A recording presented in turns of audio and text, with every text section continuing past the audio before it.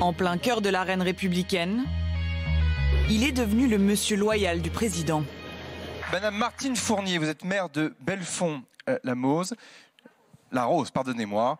Madame la maire, vous avez la parole. Monsieur le maire, je vous cherche.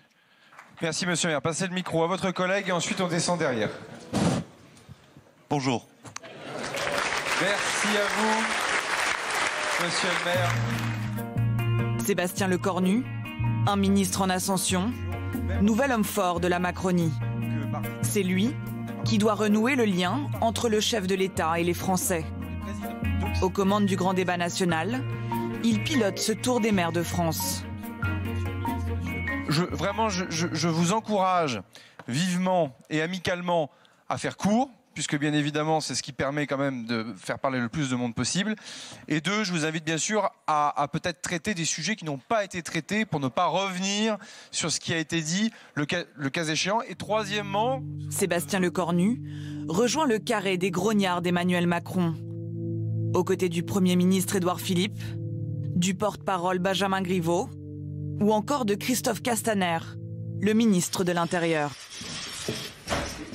Depuis la crise des Gilets jaunes, les ministres montent au front pour défendre le président. Il adressera la lettre aux Français qu'il a évoquée au moment de ses vœux. Fixer le cap et le tenir est une nécessité pour gouverner la France.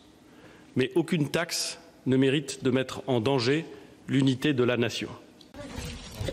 Il n'hésite pas à reprendre le franc-parler, parfois clivant du chef de l'État. Le mouvement dit des Gilets jaunes, pour ceux qui restent encore mobilisés, est devenu le fait d'agitateurs qui veulent l'insurrection et au fond renverser le gouvernement. Des hommes en première ligne qui assurent la relève également sur le terrain.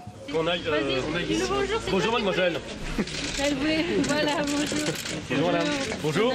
Monsieur le Président, Ils doivent aussi batailler au sein de l'hémicycle. Encore hier, les ministres sont venus défendre les positions du président.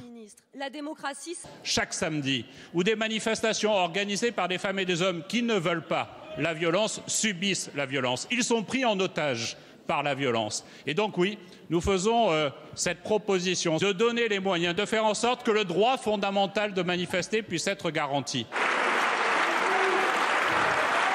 En Occitanie, vendredi dernier, 600 maires et élus locaux ont passé 7 longues heures avec le président de la République.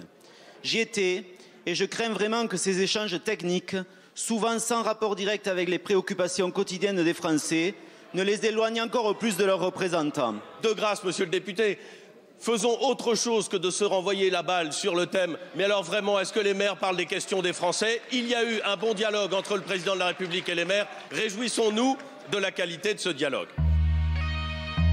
Dans cette tourmente des Gilets jaunes, ils sont les nouveaux hommes forts d'un gouvernement qui avait jusqu'alors du mal à se faire connaître.